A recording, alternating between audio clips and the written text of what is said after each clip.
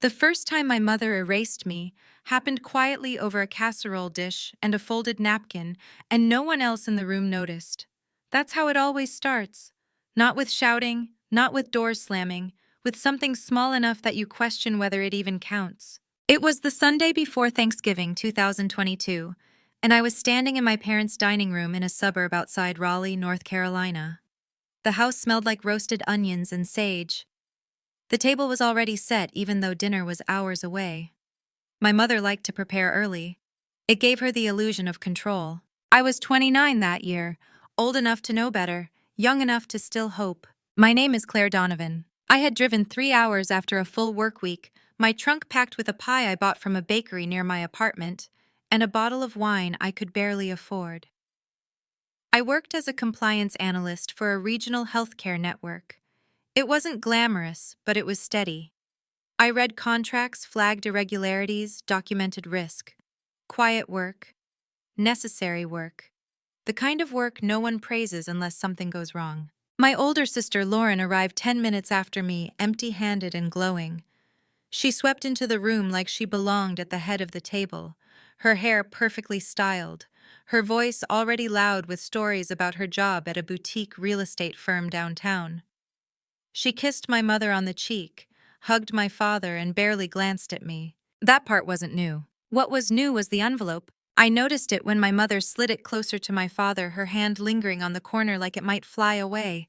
Thick paper, cream-colored, official. My father opened it slowly, reading in silence while my mother watched his face. Lauren leaned over his shoulder.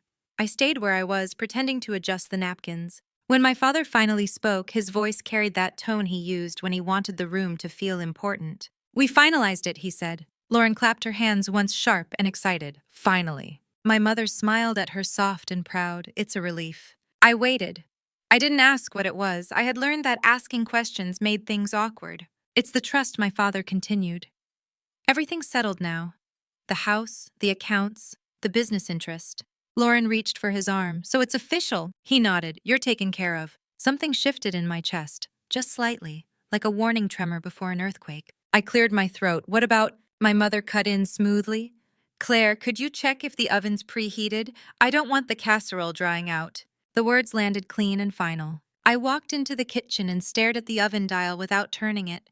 The house hummed around me. Familiar, comfortable, dangerous. They didn't mean to exclude me, I told myself. Or maybe they did, but it was complicated. It always was. Lauren had always been the future. The one with the big personality, the connections, the charm. I was the backup. The responsible one.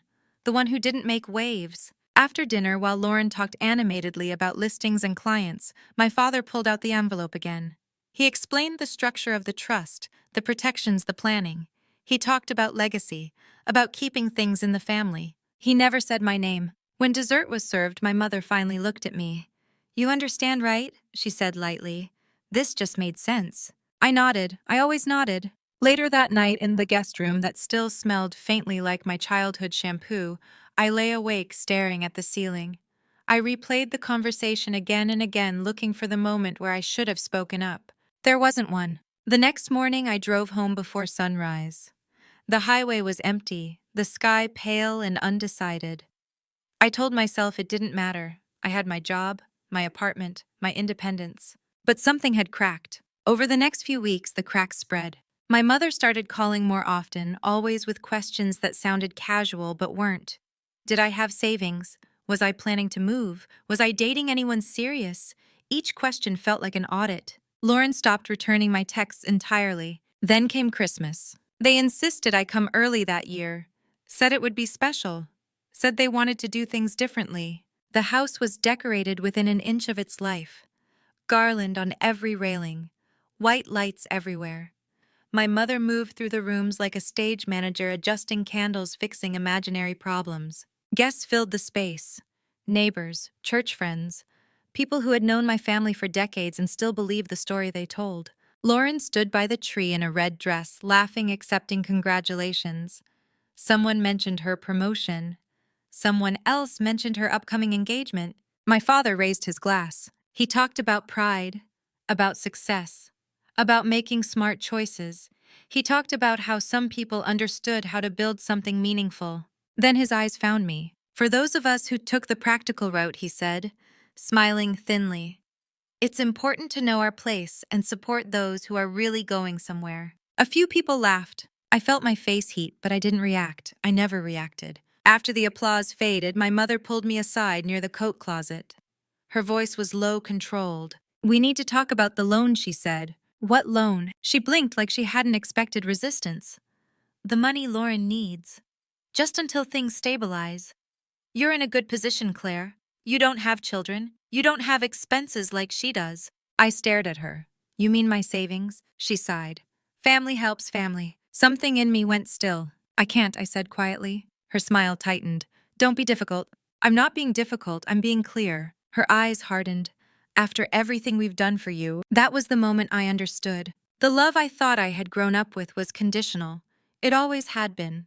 It was given when I complied, withdrawn when I didn't. That night I left early. No one stopped me. In my car, hands shaking on the steering wheel, I felt something unfamiliar settle in my chest. Not anger. Resolve. I didn't know it yet, but that was the beginning. The small event. The quiet exclusion that would spiral into something they never saw coming. Because once you see the pattern, you can't unsee it. And I was done pretending this was love. The morning after Christmas, I woke up with that heavy, unreal feeling you get when something has shifted, but the world refuses to acknowledge it. The apartment was quiet. Too quiet. No notifications, no missed calls, no one checking whether I had arrived home safely. That silence told me more than any argument ever could. I went to work like nothing had happened. I wore my usual gray blazer, made my usual coffee, nodded at the security desk like I always did. From the outside, my life looked unchanged. Inside, something had detached itself and started watching instead of participating. I noticed things I used to ignore. At lunch, when my phone buzzed, it wasn't a message asking how I was. It was my mother forwarding a link to an article about financial planning for single women with the caption, "Just something to think about." Later that afternoon, Lauren posted photos from the Christmas party. Every picture was carefully framed. Her near the tree, her laughing with guests, her holding a glass of wine beside my parents. I was not in a single one. That wasn't an accident. I stopped reacting, not as a strategy, as a reflex. When you grow up in a family like mine, you're trained to manage emotional temperature, to de-escalate, to smooth things over before they break. But once you realize you are the thing being sacrificed for peace, something inside you shuts off. The next week, my mother called again. She didn't mention Christmas. She didn't mention my refusal. She talked about the weather, about church, about how busy Lauren had been. Then casually, like an afterthought, she said, "Your father and I were thinking, it might make sense for you to sign something." What kind of something, I asked? A power of attorney, she said. Just in case. You're young, but you never know. Accidents happen. It would be easier for us to help manage things if something went wrong. The way she said it was almost gentle. My grip tightened on the phone. What things? She paused. Just a second too long. Your accounts, she said. Your assets. It's just practical. There it was. The realization landed fully formed and undeniable. They weren't worried about me. They were worried about access. I'll think about it, I said. She exhaled, relieved. Good, we can talk more this weekend. I hung up and sat at my desk staring at the screen, heart steady, mind racing. For the first time, I didn't feel confused. I felt alert. That evening, I pulled out a notebook and started writing things down. Dates, conversations, requests that were framed as concern but functioned as pressure, money I had lent, times I had been asked to help without being asked if I could.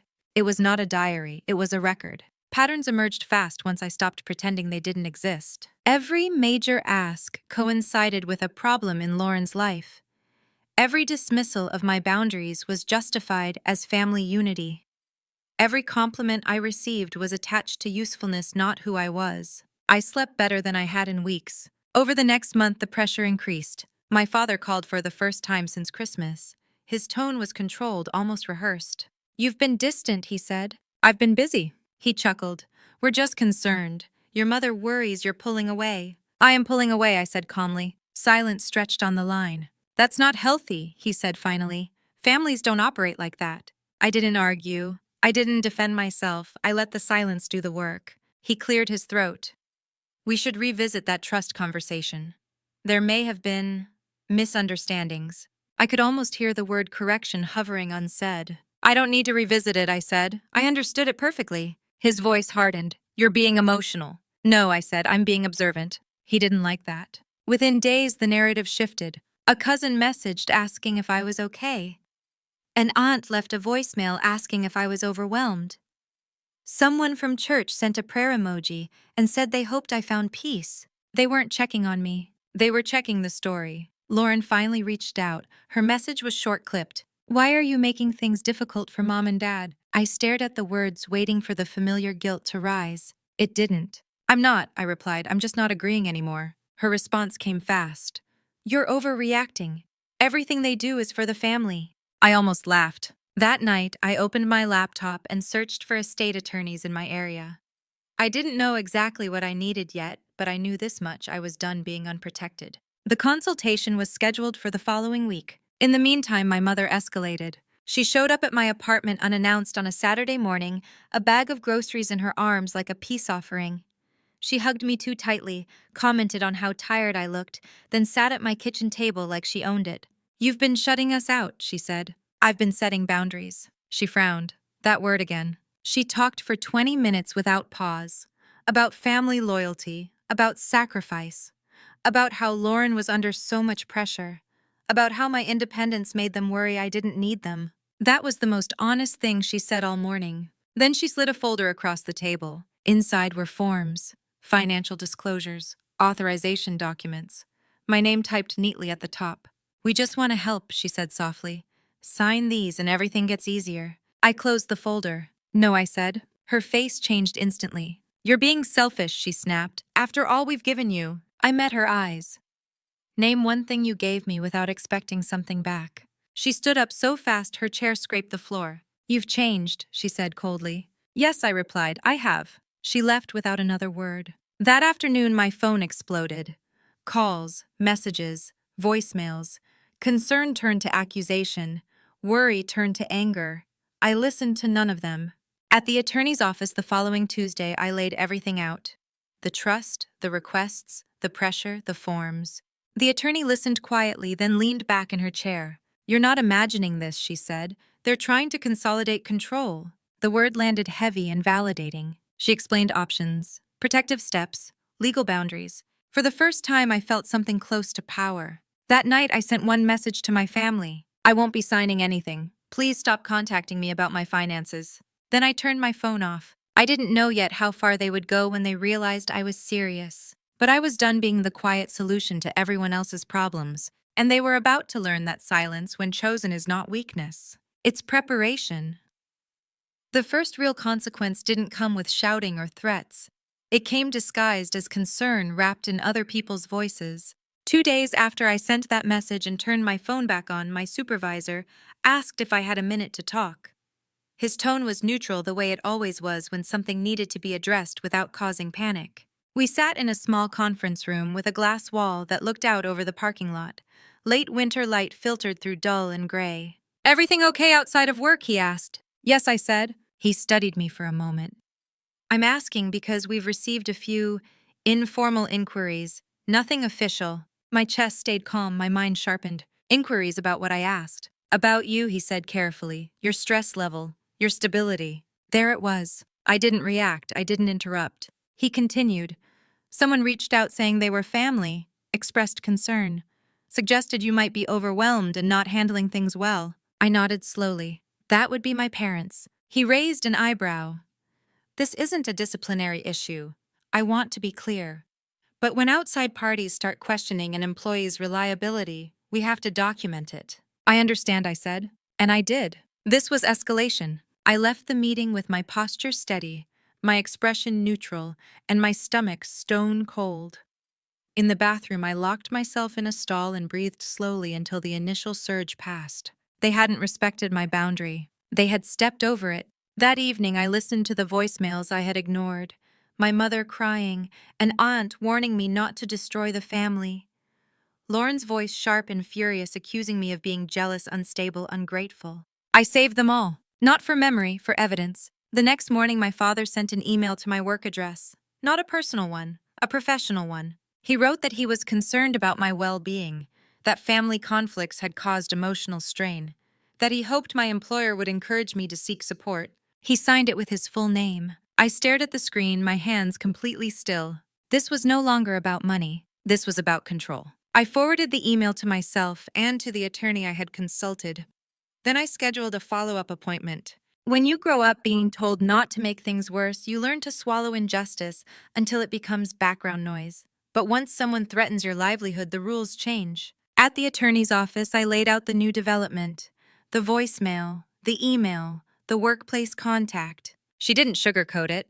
This is harassment, she said, and potentially defamation, especially if it impacts your employment. What do we do? I asked. She slid a document across the desk. A cease and desist, she said. Formal, specific, it puts them on notice. If they continue, the next steps get heavier. I read the draft slowly. It was clean, factual, emotionless. It listed dates, statements, boundaries. No drama, no accusations, just consequences. Send it, I said. By the time I got home, the letter had been sent by certified mail and email, addressed to my parents, copied to Lauren. That night, the silence hit different. My phone stayed quiet. No calls, no texts, no guilt-laced messages. I slept deeply for the first time in weeks. The calm lasted exactly 3 days. On the 4th, I got a message from a cousin I hadn't spoken to in years. He asked if I was really okay, said there were rumors. I asked what kind. He hesitated, then said my parents were telling people I'd had some sort of breakdown. That work stress had gotten to me, that I was being irrational. I thanked him and blocked the number. At work, the air felt slightly off, not hostile, just cautious. People were polite but careful, like they weren't sure what to say. Then my father showed up. It was just after 5, the parking lot nearly empty. I was unlocking my car when I saw him walking toward me, hands in his coat pockets, jaw tight.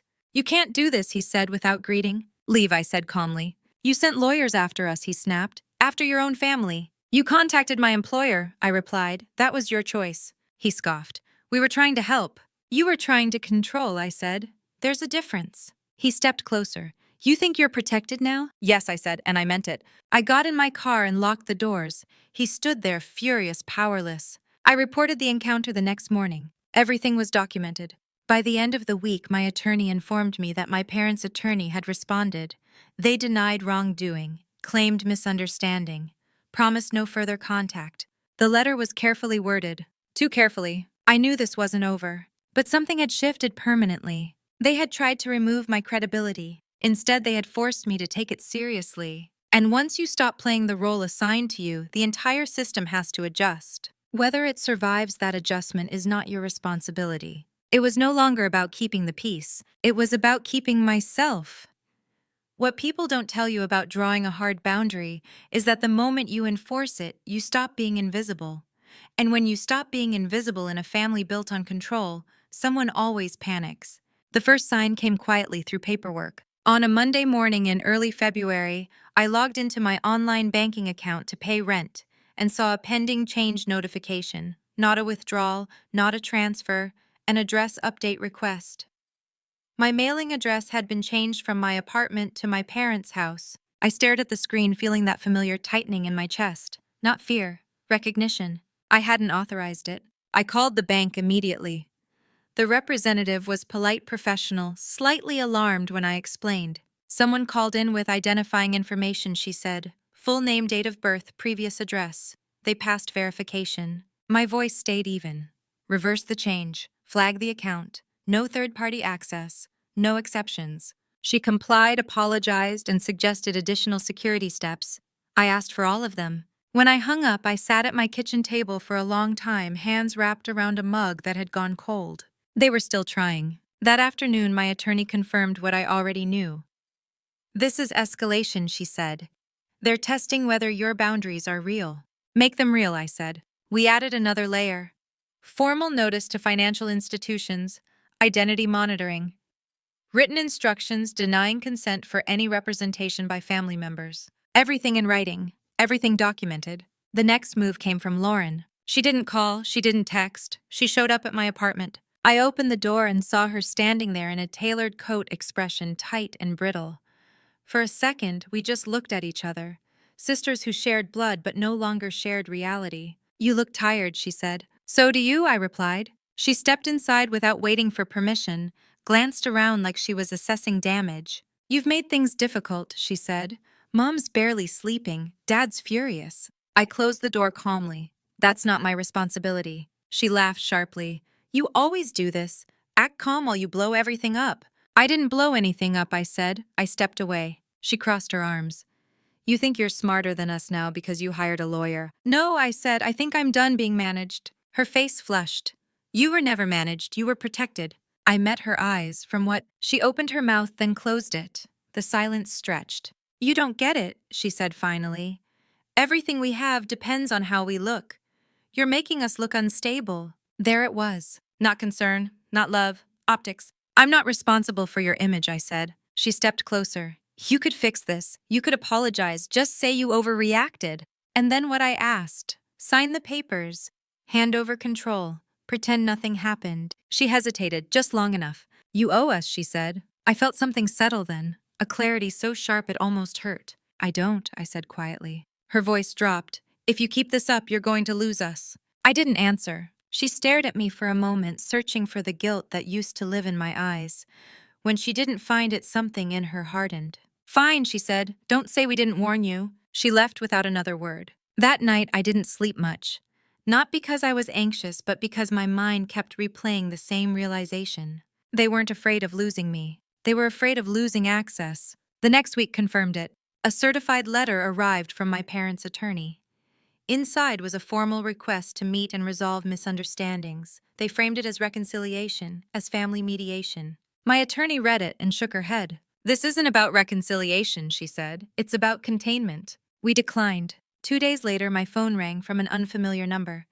I answered out of habit, then froze when I heard my grandmother's voice. Claire, she said softly.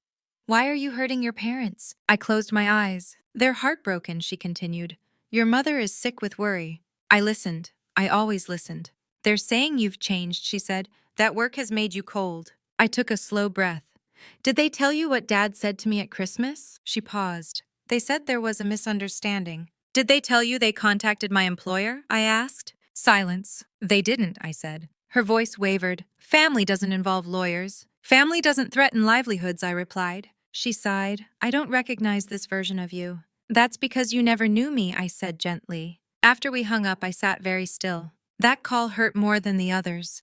Not because I doubted myself, but because it confirmed something I had avoided admitting. They were rewriting me, painting me as unstable, ungrateful, difficult.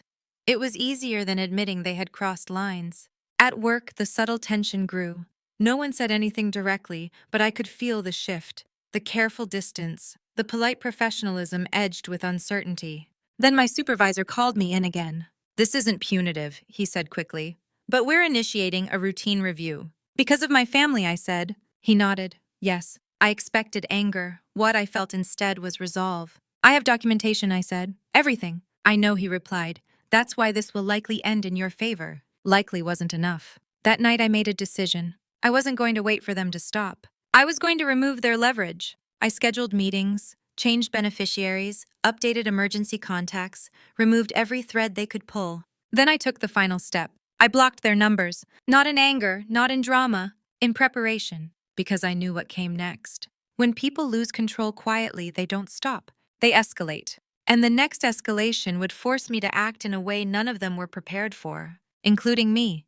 When you cut off access, the noise doesn't stop. It just changes shape. Blocking their numbers didn't bring silence the way I imagined it would. Instead, the pressure rerouted itself through side doors I hadn't known were open. Emails from distant relatives, messages from old family friends.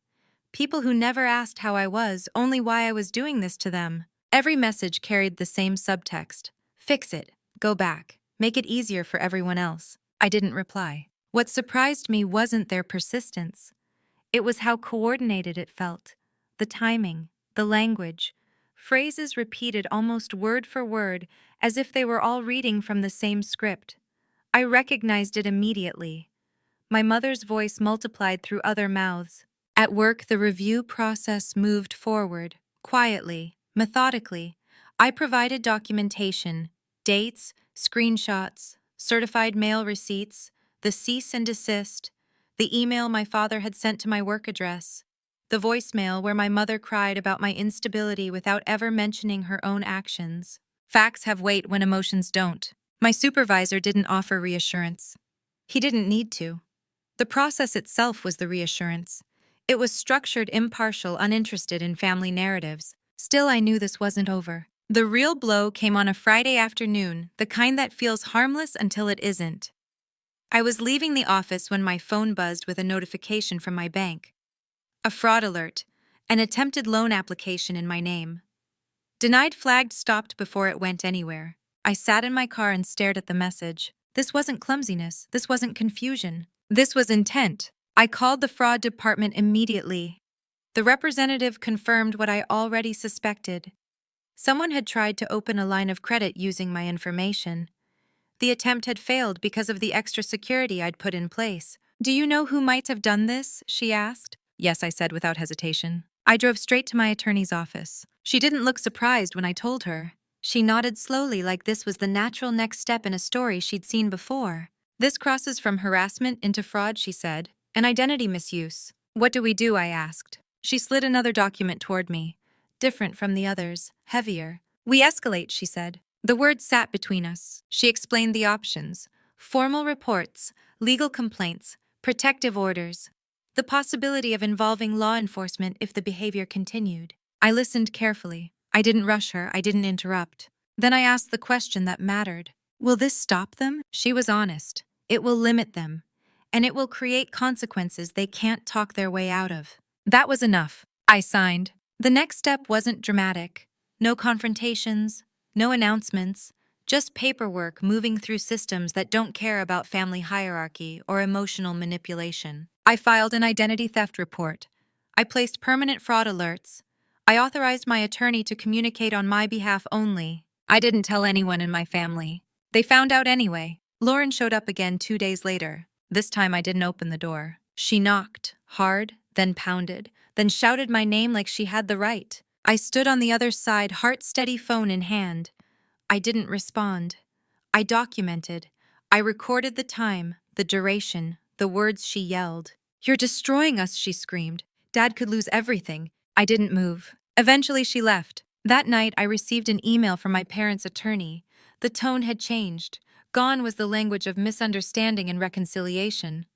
In its place was something tighter, defensive. They denied responsibility for the loan attempt, claimed coincidence, suggested someone else must have accessed my information. My attorney responded within the hour. The reply was short, factual, included timestamps, IP records, verification logs. It ended with one sentence: "Further attempts to access my client's financial identity will be met with immediate legal action." The silence that followed was thick. At work, the review concluded. My supervisor called me in and closed the door. "You're cleared," he said simply. The source of the issue was external, documented, resolved. I exhaled slowly. "There will be a note in the file," he continued, "not against you, about the interference. It protects you." "Thank you," I said. He hesitated. "I'm sorry you had to deal with this." So was I, but not for the reasons he thought. That weekend, I drove to a nearby lake and sat in my car watching the water. The world felt strange in its normalcy. People walking dogs, couples holding hands, life continuing without any regard for the war that had been waged quietly behind closed doors. I thought about the little girl I used to be, the one who learned early that compliance was safer than honesty, that being agreeable meant being loved. I thought about how carefully my family had built a system where I was useful, but never autonomous, where my silence was interpreted as consent. And I realized something that surprised me. They never expected resistance, not real resistance, not the kind that involved institutions and consequences. They expected tears, arguments, eventually surrender. They didn't expect me to step out of the family narrative entirely. That was the mistake. Because once you stop arguing, once you stop trying to be understood, you stop feeding the system that keeps you trapped. The next message came through my attorney 3 days later. My parents wanted to talk, not as a family, as a settlement. I didn't smile, I didn't feel victorious. I felt ready, because this was no longer about defending myself. It was about closing a chapter that should have ended years ago. And this time, I would be the one deciding the terms. The word settlement changes the temperature of a conversation. When my attorney said it, something inside me went quiet and focused the way it does right before you sign a document that will alter the shape of your life. This wasn't reconciliation. This wasn't healing. This was containment, damage control, a recognition finally that I was no longer manageable. They want to meet, my attorney said, through counsel, no direct contact. Good, I replied. The meeting was scheduled for the following Thursday in a neutral office downtown. Glass walls, neutral art, coffee that tasted faintly burnt. Everything about the space was designed to keep emotions from sticking. I arrived early, sat straight, hands folded, calm not because I felt safe, but because I was prepared. My parents arrived together. My mother's face was pale, composed in that familiar way she used when she wanted to look fragile but dignified. My father's jaw was set, eyes sharp with irritation he was trying to pass off as fatigue. Lauren didn't come. That told me more than anything else. The attorney spoke first, outlined positions, reviewed documented incidents, laid out concerns, identity misuse, workplace interference, harassment. My parents' attorney tried to soften the language, framed everything as confusion, concern, stress, a family under pressure. My attorney didn't argue. She didn't need to. She slid documents across the table instead. Printed logs, email headers, bank alerts, certified letters, facts stacked neatly one on top of the other. My father leaned back in his chair, arms crossed. "This has gone far enough," he said. "We're being treated like criminals." "You acted like criminals," my attorney replied evenly. "Intent matters less than impact." My mother finally spoke. Her voice trembled just enough to sound sincere. "Claire, honey, we never meant to hurt you." I looked at her for the first time since arriving. "You didn't mean to stop," I said quietly. Silence settled. The proposed terms were simple. No further contact. No attempts to access my finances, my workplace, or my personal information. Written acknowledgement of boundaries. Financial restitution for documented losses and legal fees. In exchange, I would not pursue further legal action. My father scoffed. "You expect us to pay you for being family?" "No," I said. "I expect you to pay for what you did." His eyes flashed. "You think you're better than us now?" I met his gaze without flinching. "I think I'm done being afraid of you." That was the moment everything shifted. Not dramatically, not loudly, but definitively. They conferred with their attorney in low voices. My mother dabbed at her eyes. My father stared at the table. When they came back, their attorney spoke. "They'll agree to the terms," he said, "with one condition." I waited. "They want assurance that you won't speak publicly about this." I didn't answer right away. Publicly. The word echoed, as if I had been threatening exposure, as if truth were a weapon instead of a consequence. "I haven't spoken publicly," I said, "and I don't intend to." My attorney added, "The agreement will include mutual non-disparagement, standard." I nodded. Fine. The documents were drafted quickly, efficiently, like this wasn't a family imploding but a business partnership dissolving. I signed with a steady hand. My parents signed too. When it was over, we stood awkwardly. My mother looked like she wanted to hug me. My father looked like he wanted to say something that might cut. Neither did. I walked out without looking back. In the days that followed, the quiet was different. No more indirect messages, no relatives checking in, no sudden concern. The settlement did what it was designed to do. It stopped the behavior. But stopping behavior doesn't undo damage. I noticed it in small ways. The way I hesitated before answering unknown numbers. The way my chest tightened when I opened mail. The way I double-checked locks without meaning to. Healing, I learned, isn't linear. It's administrative. Boring, slow. I threw myself into work. Took on projects I'd avoided. Spoke up in meetings. Applied for a role I hadn't thought I deserved. I got it. The promotion came with a new title, a pay increase, and a sense of authority I wasn't used to carrying. I didn't celebrate loudly. I updated my budget, paid down debt, built something solid and quiet. Lauren resurfaced once. She sent a message through a mutual friend asking if we could talk. I declined, not out of spite, out of clarity. The truth was, the version of her that existed in my life had always depended on my compliance.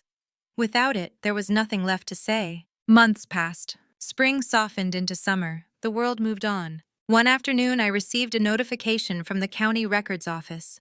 A routine update. My parents had revised their estate documents. I didn't need to see them to know what that meant. I felt no sting. Whatever they chose to do with their assets was no longer tied to my worth. That night, sitting alone on my balcony, I thought about how close I'd come to losing everything. My job, my stability, my sense of self. All because I had said no. There is a particular kind of betrayal that comes from people who believe they own you, who think your independence is an act of aggression. Walking away from that kind of control doesn't make you brave in a cinematic way. It makes you quiet, careful, intentional. It teaches you that revenge doesn't always look like destruction. Sometimes it looks like a contract signed and enforced. Sometimes it looks like choosing yourself without apology. And sometimes the most powerful thing you can do is end the conversation permanently. Because peace isn't negotiated. It's claimed. Peace, I learned, is not a feeling. It's a practice. After the settlement, there was a stretch of time where nothing happened. No drama, no sudden messages, no whispered updates passed through relatives. At first, the quiet felt suspicious, like the moment after an argument when you're waiting for the next blow. I kept expecting something else to fall. Nothing did. That should have been the end of it. Clean lines, legal distance, separate lives. But families like mine don't let go that easily.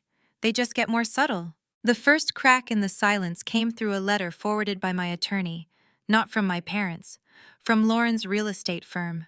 The letter was formal, carefully phrased.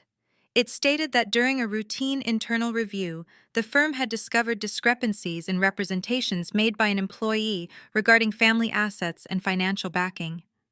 They requested confirmation that I had no financial ties guarantees or involvement in any of Lauren's professional dealings. I read the letter twice. My name had become leverage. Not directly, not explicitly, but implied, suggested, used. I responded through my attorney the same day. Clear, direct, documented. I had no involvement, no financial relationship, no authorization. The matter was closed on my end. 2 weeks later, Lauren was placed on leave. I didn't hear that from her.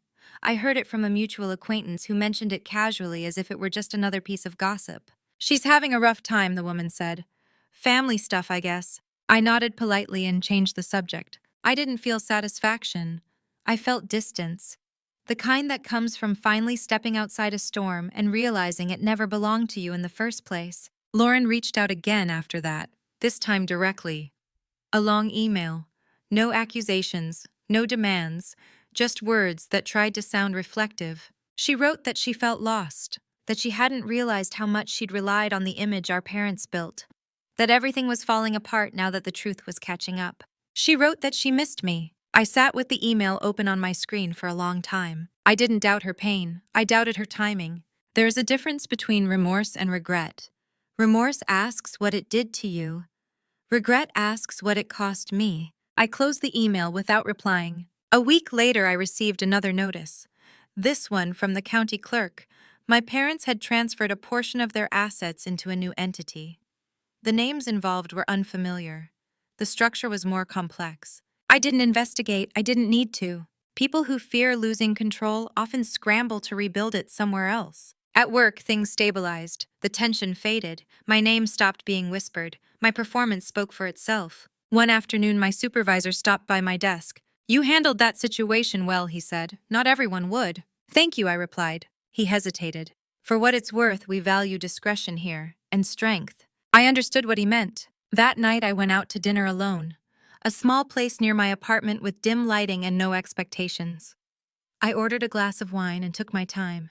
It felt luxurious in a way nothing expensive ever had. I thought about how many decisions I'd made in my life to avoid discomfort, how often I'd prioritized being agreeable over being safe. I thought about how my parents had always framed control as care, how Lauren had learned that charm could substitute for accountability. And I thought about the cost of that system, the way it ate at everyone involved, including me. The next escalation came quietly like all the others. My parents sent a donation to a charity I supported, a large one, in my name. I found out through the organization's thank you letter. I stared at it, heart sinking. This was a message. We're still here, we still have influence, we can still reach you. I contacted the charity immediately and asked them to correct the attribution. I explained that the donation had been made without my consent. They apologized profusely and confirmed the correction. Then I forwarded the documentation to my attorney. She sighed when she read it. They're testing the edges again. Do we respond? I asked. She considered it. Not yet, let them hang themselves. That phrase stayed with me. Because I understood now that this wasn't about winning, it was about letting patterns reveal themselves fully. The final move wouldn't come from me. It would come from their inability to stop. And when it did, it would change everything. Not because I planned it, but because I was finally standing still while they ran out of space. Sometimes revenge isn't a dramatic act. It's refusing to interrupt someone while they expose themselves. And that realization, more than anything else, told me I was no longer trapped. I was watching and waiting. Waiting does something to you. At first, it feels passive, like you're standing still while life moves around you. But after a while, you realize waiting can be an active choice, a refusal to react, a decision to let truth surface without interference. I didn't hear from my parents for almost 2 months after the charity incident. No letters, no indirect messages, no accidental contact. The silence felt deliberate, like they were regrouping. I didn't fill it with noise. I focused on building a life that didn't revolve around anticipation. I took a weekend trip alone. I started running again, slow and awkward at first, then steadier. I redecorated my apartment, small changes that made it feel less like a temporary place and more like a home. Then one Thursday afternoon, my attorney called. They made a mistake, she said. That was all she had to say. I closed my office door and sat down. What kind of mistake? They filed paperwork, she replied, and they referenced you. My chest tightened. How? In a financial disclosure related to that new entity they created, she said. Your name appears as a contingent beneficiary, without consent. I closed my eyes. After everything, after the settlement, after the boundaries spelled out in legal language so clear it couldn't be misunderstood. They had done it again. Not loudly, not aggressively, quietly, carelessly. And this time it wasn't just intrusive, it was illegal. They likely assumed you wouldn't notice, my attorney continued, or that it wouldn't matter. What does it mean, I asked. It means they violated the agreement, she said, and exposed themselves. The words landed with a weight that made the room feel smaller. What happens now, I asked. She paused. Now you get to decide how far this goes. That night I barely slept. Not from fear, but from the strange clarity that comes when the final piece clicks into place. I had spent my entire life being told not to escalate, not to embarrass the family, not to make things worse. I had been trained to absorb damage quietly so others could maintain appearances. But this wasn't about appearances anymore. This was about record. The next morning, I authorized my attorney to proceed. She filed a formal breach notice, included documentation, included timelines, included the original settlement language they had signed. The response came faster than I expected. Too fast. Their attorney called mine within hours. They're claiming it was an administrative error, my attorney said later. A clerical oversight. I almost laughed. Administrative errors don't list names. They don't assign roles. They don't create contingencies. They're scared, she added. Good, I said. What followed wasn't dramatic. No confrontations, no emotional pleas, just process. Subpoenas, requests, reviews, and with each step more things came into view. It turned out the new entity wasn't just restructuring, it was a shield. Assets moved, titles adjusted, responsibilities blurred, and in several places my name appeared again and again, not as an owner, not as a controller, as a buffer. They had been using the idea of me, my stability, my clean record, my distance from their mess. They hadn't learned to let go. They had learned to hide better, until they didn't. When the preliminary findings came back, my attorney didn't soften her voice. This is serious, she said. They've been representing you as involved without consent. That opens them up to penalties. I sat quietly listening. And there's more, she added. Lauren's name is all over this. She wasn't just aware. She participated.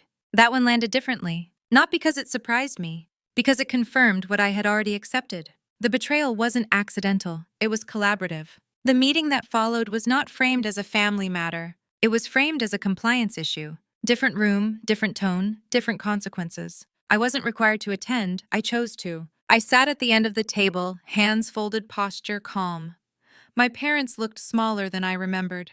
Lauren looked brittle eyes, darting jaw tight. No one spoke to me directly. They didn't need to. The documents spoke for me. The meeting ended without resolution, just next steps, reviews, follow-ups. Outside in the hallway, my mother finally looked at me. We were just trying to protect you, she said, voice thin. I met her gaze. You were trying to use me. Her eyes filled with tears. Real or strategic, I couldn't tell anymore. You didn't have to do this, she whispered. Yes, I said quietly, I did. I walked away before she could say anything else. In the days that followed, things unraveled quickly. Accounts frozen, transactions questioned, partners distancing themselves. The kind of fallout that doesn't make headlines but empties rooms. Lauren was let go from her firm quietly. No announcement, no explanation. My parents stopped answering calls. And for the first time, I understood something that felt almost dangerous in its simplicity. I hadn't destroyed anything. I had stopped covering for it. There's a difference. When you step out of a system built on denial, the system doesn't collapse because you left. It collapses because it no longer has anything to hide behind. And as the consequences spread outward, touching lives that had once seemed untouchable, I realized this wasn't revenge. It was exposure. And exposure, unlike anger, doesn't need to be fueled. It just needs light. That was the moment I knew the story was no longer about what they had done to me. It was about what they would have to live with next. And I was finally free to let that part unfold without me. After exposure comes silence. Not the kind you choose, but the kind that follows when people realize there's nothing left to argue. The weeks after the compliance review passed in a strange, suspended calm. No messages from my parents, no updates from relatives. Even Lauren disappeared from the edges of my life entirely. It was as if someone had turned down the volume on a room that had been loud for decades. I didn't celebrate that silence, I studied it. At work, the situation was officially closed. My supervisor confirmed it in a brief meeting that lasted less than 10 minutes. The findings were clear. I had acted appropriately. The interference was external, documented, resolved. What lingered was not damage but residue. People were kinder than before. Not pitying, not cautious. Respectful in a way that felt earned rather than performative. I noticed how often my input was sought, how little I felt the need to over-explain myself. Something about surviving a quiet war sharpens you. It teaches you how to stand without bracing. Outside of work, my life grew simpler. I stopped checking my phone compulsively, stopped rehearsing conversations in my head, stopped imagining what they might say next. The absence of their voices left room for my own thoughts to finish forming. One evening as I was cooking dinner, my attorney emailed me an update, short, clinical. The entity my parents created was under extended review. Certain assets had been frozen pending clarification. No charges yet, but oversight had increased. I read the email once and archived it. That information didn't belong in my daily life anymore. What surprised me most was how grief showed up afterward. Not loud, not overwhelming. Quiet. Slipping in during ordinary moments. Standing in the grocery store and realizing no one would call to ask what I was making for dinner. Walking past a childhood brand and feeling nothing instead of nostalgia. I grieved the family I thought I had. The version of love that had been promised but never delivered. And then slowly I stopped grieving too, because grief requires longing. And I no longer longed for a place that demanded my erasure. The first attempt at contact came 6 weeks later. A letter. Not forwarded through attorneys. Handwritten. My father's handwriting sharp and familiar. I didn't open it right away. I left it on the counter for 2 days, letting it exist without urgency. When I finally did open it, the words inside were exactly what I expected. He wrote that things had gone too far, that mistakes had been made on all sides, that family shouldn't be handled by outsiders, that he still didn't understand why I had chosen this path. He didn't apologize. He didn't acknowledge specific actions. He warned me about consequences, about reputations, about burning bridges. I folded the letter carefully and placed it back in the envelope. Then I shredded it. Not in anger, in closure. I didn't tell my attorney, I didn't respond, I didn't file it away. Some messages don't deserve permanence. A few days later, Lauren tried one last time. She emailed me from a new address. No subject line, just a block of text that felt rushed, unfiltered. She wrote that everything had fallen apart, that our parents blamed her now, that she had been cut out of things she thought were guaranteed, that she was scared. She wrote that she finally understood what it felt like to be powerless. I read the email slowly, carefully, with more distance than I would have believed possible months earlier. Then I closed it. Powerlessness does not automatically create empathy. Sometimes it just creates panic. I didn't owe her a lesson, or absolution, or companionship in consequence. That chapter had ended. One night, sitting alone in my living room with the lights low, I realized something important. I wasn't angry anymore. Anger had fueled the early days, kept me sharp, kept me moving. But now it had burned out, replaced by something steadier. Authority. Not over them, over myself. I trusted my decisions, trusted my instincts, trusted my ability to walk away without collapsing. That trust changed everything. I stopped wondering whether I had done the right thing, stopped measuring my choices against their reactions, stopped asking invisible juries for permission. And in that space, something new took root. A sense of authorship. For the first time, my life felt like it belonged to me.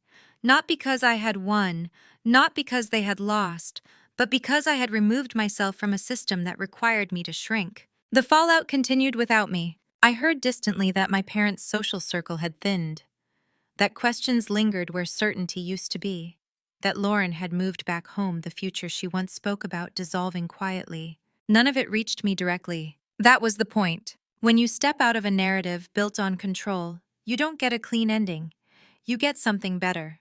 You get your time back. And with it, the ability to choose what matters next. I didn't know yet what the final shape of my life would be. But I knew this. It would not be built on silence mistaken for loyalty. It would not require me to disappear to keep others comfortable. And it would not ask me to sacrifice myself to maintain a story that was never true. That certainty stayed with me as the last threads of the past loosened their grip, and it prepared me for what came next. Not another confrontation, but a decision, one that would close the door completely, and finally without doubt for good.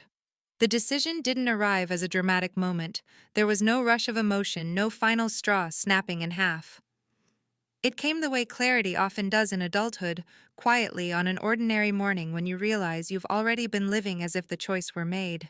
I was standing in my kitchen on a Sunday, coffee cooling in my mug, sunlight cutting across the counter in a way that made dust visible. My phone sat face down beside me. For once I hadn't reached for it out of habit. That was when I understood. I was already gone. Not physically, not legally, but internally, in the only place that actually mattered. The door had been closed for weeks. I just hadn't named it yet. Later that afternoon, I met with my attorney one last time. Not because there was a crisis, because I wanted to finalize things. I want everything airtight, I told her. No ambiguity, no loose ends. She nodded. That's usually how people feel when they're done. We went through the list carefully. Updated directives, final confirmations, a formal notice reinforcing no contact routed through counsel only indefinitely. Not as a threat, as a fact. I signed where indicated. Each signature felt less like an ending and more like a return, my name anchoring me back to myself. When I left her office, I didn't feel heavy. I felt clean. The following week, I received confirmation that the compliance review involving my parents' entity had expanded. Still no charges, still no public fallout.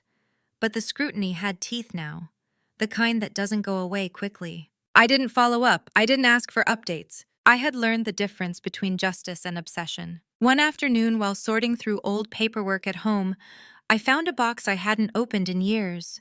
Childhood things, report cards, photos, cards with my parents' handwriting from when I was young enough that love hadn't yet been transactional. I sat on the floor and went through them slowly. There was no anger in it, just observation. The affection in those early notes was real.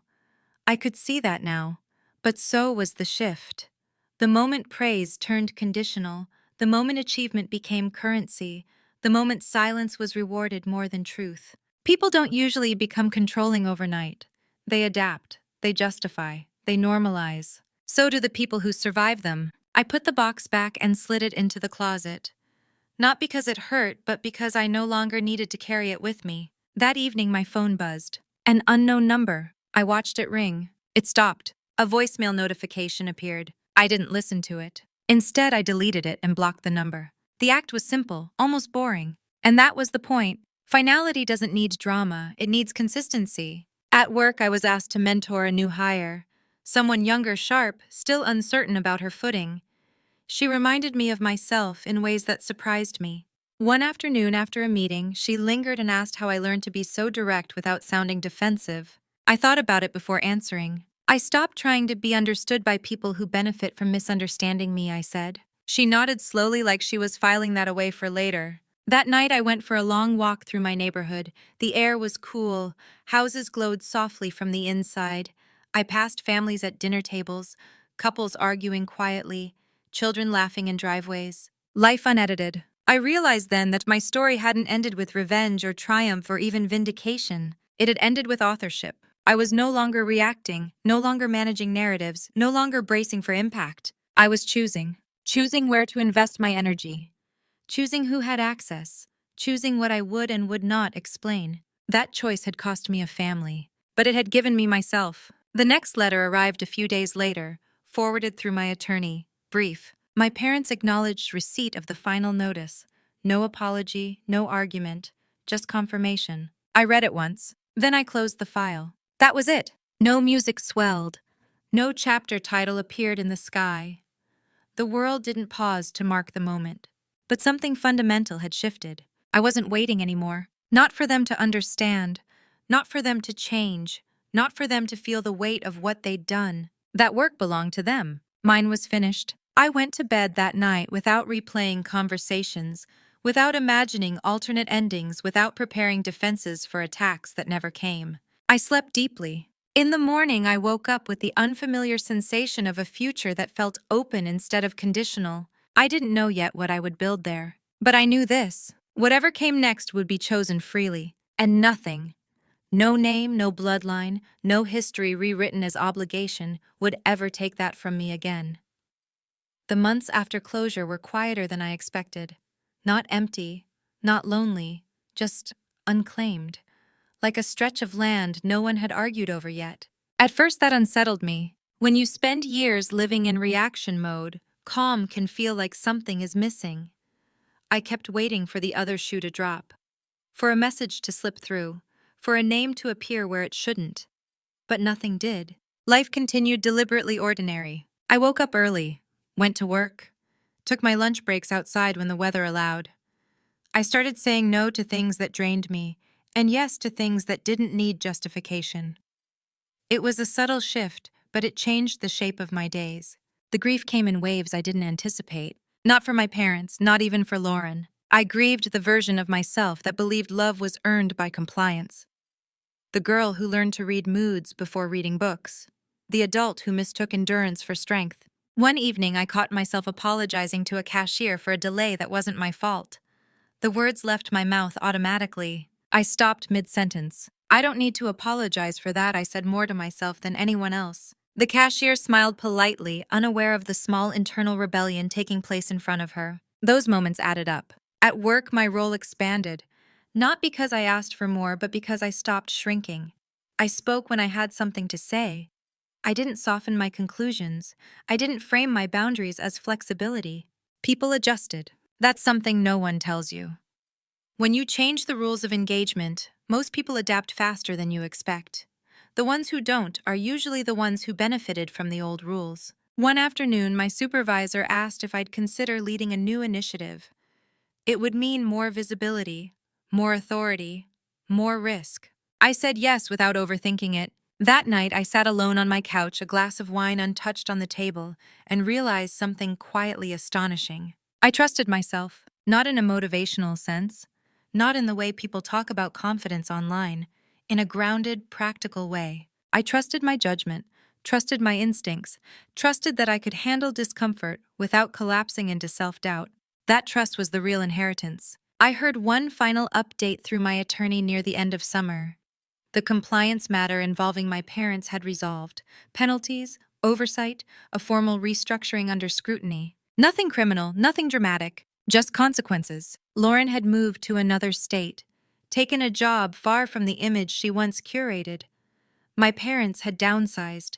Their circle narrowed, their influence softened. None of that reached out to me directly. That was the clearest proof that the boundary held. One Sunday afternoon, I ran into my grandmother at a grocery store. It was unexpected, awkward. I considered turning down another aisle, but she saw me first. She looked older than I remembered, smaller. We stood there for a moment, the hum of refrigeration filling the silence. "You look well," she said finally. "I am," I replied. She nodded as if confirming something for herself. "Your mother misses you." I met her eyes. "I know." She hesitated. "Families don't always get it right." "No," I said, "they don't." She waited perhaps for more. An opening, a concession. I didn't offer one. When we parted, I felt no guilt, just a quiet sadness that didn't ask to be fixed. That night, I thought about how many times I'd confused compassion with access, how often I'd believed understanding someone meant allowing them to harm me. I no longer believed that. There are people you can love from a distance, and people you can forgive without inviting back into your life. That distinction had saved me. As summer leaned toward fall, I noticed how little I thought about them now. Days passed without their names crossing my mind. When they did, it felt like remembering a closed chapter in a book I'd already returned to the shelf. I wasn't angry. I wasn't triumphant. I was intact. The version of me that once waited for permission was gone. In her place stood someone quieter, steadier, unwilling to trade peace for approval. I didn't need them to change. I had already done what mattered. And as the season turned, I understood that the story I'd been living for years had finally resolved, not with forgiveness, not with revenge, but with something far rarer. Freedom. The last thing that changed was not dramatic. No letter arrived. No message slipped through. No news reached me secondhand. What changed was the way I woke up one morning and realized I was no longer measuring my life against anything that came before. It happened in late autumn, the kind of morning where the light feels thinner and the air smells like something closing. I stood by my bedroom window, coffee in hand, watching leaves collect along the curb. For a long time, I had believed that closure came from confrontation, or apology, or some final acknowledgement that what happened mattered. That morning I understood how wrong I had been. Closure came from absence. Not the hollow kind, the honest kind. The kind where something harmful is no longer present and your body finally stops bracing for it. I went to work that day and moved through meetings without second-guessing my tone. I gave feedback without cushioning it. I disagreed without apologizing first. Nothing exploded, no one recoiled. The world did not punish me for taking up space. After work, I stopped at a small bookstore near my apartment. I wandered without purpose, something I used to feel guilty doing. I bought a novel and a notebook I didn't need. At the register, the cashier asked if I wanted a gift receipt. No, I said. It's for me. The words felt solid. That night, sitting on my couch with the book unopened beside me, I thought about how long it had taken to arrive at this version of myself, not stronger in a loud way, not hardened, just rooted. I thought about the moments that once defined me, the dinners where I stayed quiet, the holidays where I paid to belong, the conversations where love was offered only if I complied. I thought about how easy it would have been to stay, to keep playing the role, to trade my autonomy for a version of family that looked respectable from the outside and hollow from the inside. I had almost done it. What stopped me wasn't courage. It was exhaustion. The deep kind that comes when you realize the cost of staying is higher than the fear of leaving. People like to talk about revenge as if it's always loud or cruel or vindictive. But what I learned is that the most effective revenge is not destruction, it's removal. When you remove yourself from a system that feeds on your silence, the system reveals itself. It panics. It scrambles. It tells stories. It looks for someone else to carry the weight. And when it can't find one, it starts to collapse under its own contradictions. I didn't take anything from them. I stopped giving. That distinction matters. I didn't ruin reputations. I didn't expose secrets. I didn't chase justice with my fists clenched. I documented. I stepped back. I let institutions do what they are designed to do when manipulation meets evidence. And then I walked away. What followed wasn't happiness in the way movies promise it. It was something better. Stability, self-trust, the ability to make decisions without checking how they might be used against me later. I no longer confuse intensity with intimacy, control with care, obligation with love. Family, I learned, is not defined by blood or tradition or shared last names. It's defined by safety, by mutual respect, by the absence of fear. Anything else is a contract you never agreed to, but were trained to honor anyway. On the first anniversary of the Christmas that changed everything, I didn't mark the date. I didn't avoid it either. It passed like any other day. I worked, I cooked dinner, I read a few pages of a book before bed. That felt like the final proof. The past no longer demanded acknowledgement. Before I turned off the light that night, I wrote one sentence in the notebook I'd bought weeks earlier. Choosing myself was not an act of cruelty. It was an act of survival. I closed the notebook and set it on the table. If you're listening to this, and something in it feels familiar, I want you to hear this clearly. You are not difficult for wanting autonomy. You are not selfish for protecting your livelihood. You are not cold for refusing to participate in your own erasure. Being excluded, controlled, or manipulated by family does not mean you failed at love. Sometimes it means you finally recognized what love was never meant to cost. Silence can be power, distance can be dignity. Walking away can be the most honest form of self-respect.